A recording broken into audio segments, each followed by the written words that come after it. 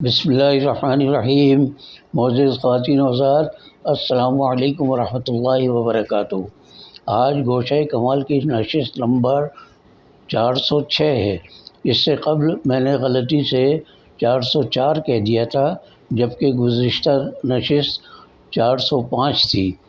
تو میرے حاضرین و ناظرین اس کو درست کر لیں، اس عمر میں اس طرح کی چھوٹی موٹی غلطیاں ہو جاتی ہیں۔ تو بہرحال آج کی نشست نمبر 406 یعنی 406 ہے۔ ہمارا آج کا موضوع ہے تنگ و تاریک غار۔ کام نہ کرنے کے ہزاروں ہیلے بہانے گھڑنے اور دوسروں کے حقوق غصب کرنے کے نت نئے طریقے تلاش کرنے میں مسلمان قوم یہودیوں سے کسی طرح پیچھے نظر نہیں آتی۔ بنی اسرائیل کی پوری تاریخ پڑھ جائیے، واللہ اس کے رسولوں کے ساتھ جس قسم کی کٹ حجتی، عذر تراشی اور تعویلات سے یہ یہودی قوم کام لیتی تھی، اس کی مثال نہیں ملتی۔ قرآن کریم اور احادیث میں اس کے بے شمار قصے ملتے ہیں۔ مسلم دنیا میں کم از کم پاکستانی قوم کے بارے میں تو ہم اچھی طرح جانتے ہیں کہ وہ قرآن مجید کے الفاظ بدلنے میں تو کامیاب نہ ہو سکی، لیکن اس کے مطالب و مفاہیم کو بدلنے اور اپنے ڈھب پر ڈھالنے میں اس نے کوئی کسر نہیں چھوڑی۔ اس کے باوجود اللہ تعالیٰ کا کوئی بڑا عذاب ہم پر اس لیے نازل نہیں ہوتا کہ ہم اس کے محبوب ترین بندے اشرف الخلائق والبشر نبی آخر زماں حضرت محمد صلی اللہ علیہ وسلم کی امت ہیں۔ ان کے احکام کے مطابق کام تو نہیں کرتے، مگر ان کے نام لیوا ضرور ہیں۔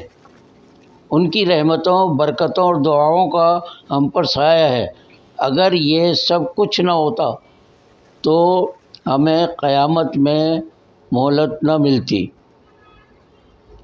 اقوام عاد و ثمود، نمرود و فرعون اور بنی اسرائیل کی طرح ہم بھی تباہ و برباد اور ذلیل و خوار ہو جاتے۔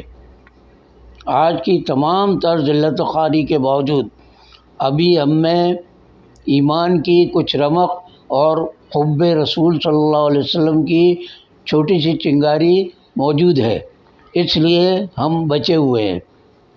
بنی اسرائیل سے اللہ تعالیٰ کی شدید ناراضی کے باوجود اسی لیے ہم بچے ہوئے ہیں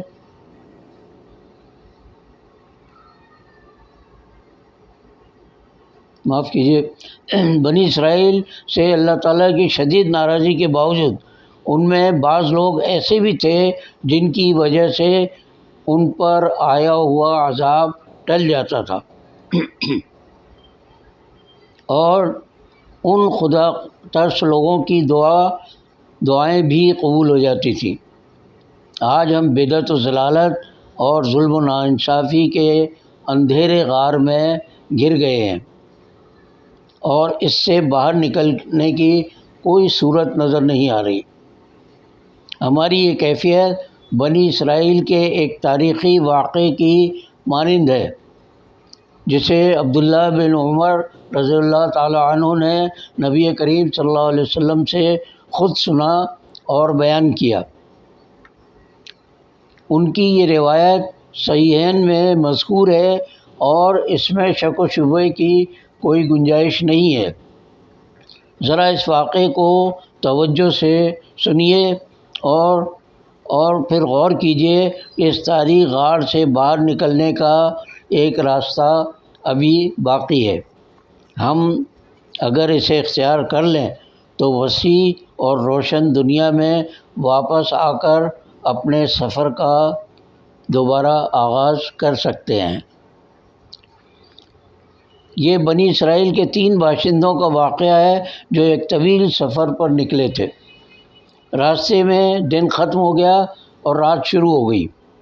وہ پناہ لینے کے لیے قریبی غار میں چلے گئے۔ اتفاق سے پہاڑ کے اوپر سے ایک بڑا پتھر لڑک کر عین اس جگہ پر آ کر رک گیا جہاں اس غار کا منہ تھا۔ اس طرح غار بند ہو گیا، معمولی ہوا اور روشنی رہ گئی، مسافروں کا دم گھٹنے اور دل بیٹھنے لگا۔ باہمی غور و فکر کے بعد اس نتیجے پر پہنچے کہ تینوں مل کر کتنا بھی زور لگا لیں وہ پتھر کو ہٹا نہیں سکتے، کتنا بھی چیخیں چلائیں کوئی مدد کو نہیں آئے گا۔ آخر ایک ہی صورت نظر آتی ہے کہ اپنے اپنے نیک اعمال کا واسطہ دے کر اللہ تعالیٰ کے حضور گڑ گڑائیں اور اس سے دعائیں مانگیں۔ وہ بڑا رحم کرنے والا ہے، ضرور ہماری دعا سنے گا اور ہمیں اس غار سے باہر نکالے گا۔ پہلے ایک شخص نے دعا مانگنی شروع کی، اللہ تعالیٰ کو اپنے ایک نیک عمل کا واسطہ دیا اور کہا، اے اللہ، میں شام کو بھیڑ بکریاں چرانے کے بعد تھکا ہارا گھر لوٹتا تو جب تک اپنے بوڑھے ماں باپ کو کھانا کھلا کر دودھ نہ پلا دیتا، اس وقت تک اپنے بیوی بچوں کو نہ دودھ پلاتا اور نہ خود پیتا تھا۔ ایک روز گھر پہنچنے اور دودھ نکالنے میں دیر ہو گئی۔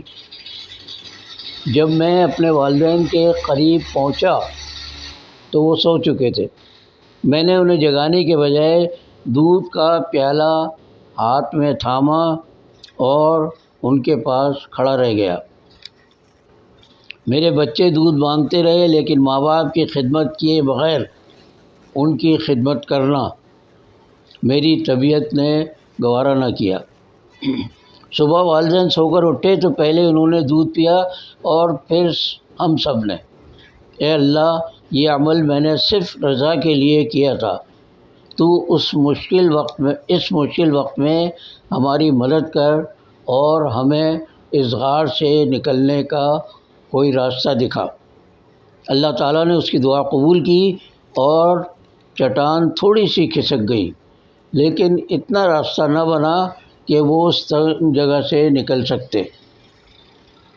دوسرے شخص نے اپنے چچا کی لڑکی سے محبت کا واقعہ بیان کر کے اور اس کی مجبوری سے فائدہ نہ اٹھانے کا واسطہ دے کر اس مصیبت سے نجات کی دعا کی۔ اس مرتبہ بھی چٹان تھوڑی سی کھسک گئی، لیکن اتنی نہیں کہ وہ اس سے باہر نکل سکتے۔ اس کے بعد تیسرے مسافر نے کچھ اس طرح دعا کی، اے میرے خدا، تو دلوں کے بھید اور تمام واقعات اچھی طرح جانتا ہے۔ مصیبت کی اس گھڑی میں اپنے اس واقعے کا واسطہ دیتا ہوں جب میرا ایک مزدور اپنی محنت کا معاوضہ چھوڑ کر چلا گیا تھا۔ میں نے اس کی رقم کو امانت سمجھ کر کاروبار میں لگا دیا۔ یہ رقم بڑھ کر کئی گنا ہو گئی۔ کئی روز بعد وہ شخص آیا اور مجھ سے اپنی محنت کا معاوضہ طلب کیا تو میں نے اسے بتایا کہ سامنے جو گائیں اور بکریاں تم دیکھ رہے ہو یہ سب تمہاری ہیں، تم انہیں لے جاؤ، یہ سب تمہارے اس معاوضے کی پیداوار ہیں جو تم چھوڑ کر گئے تھے۔ پہلے تو وہ اسے مذاق سمجھا، لیکن جب میں نے زور دے کر کہا تو اسے یقین آ گیا اور وہ اپنے مویشیوں کو لے گیا۔ اے اللہ، اگر تو میرے اس عمل سے راضی ہوا اور اس میں میرا خلوص شامل تھا تو ہم تینوں کو اس غار کی مصیبت سے نجات دلا دے۔ اس کی دعا ختم ہوتے ہی غار کے منہ سے چٹان اتنی کھسک گئی کہ وہ تینوں بآسانی باہر نکل آئے۔ قرآن و حدیث میں بیان کردہ تمام قصے، کہانیاں اور واقعات ہمارے لیے مشعل راہ ہیں۔ انہیں پڑھ کر ہم اپنے حالات سے موازنہ کریں اور پھر سبق حاصل کریں تو اللہ تعالیٰ ہماری مشکلات بھی دور کر دے گا۔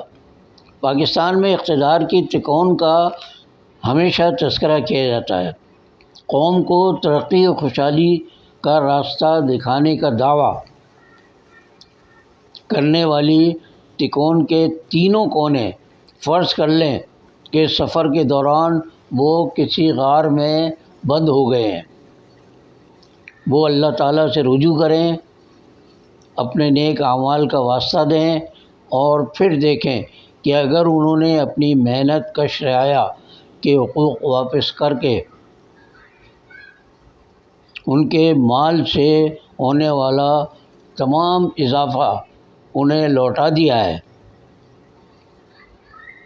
اسی دن وہ خود بھی مشکلات کے غار سے باہر نکل آئیں گے اور ان کی رعایا یعنی ملک کے غریب، مزدور اور محنت کش بھی خوشحال ہو جائیں گے۔ آج کے لیے اتنا ہی، باقی بشرط زندگی باقی۔ اللہ حافظ۔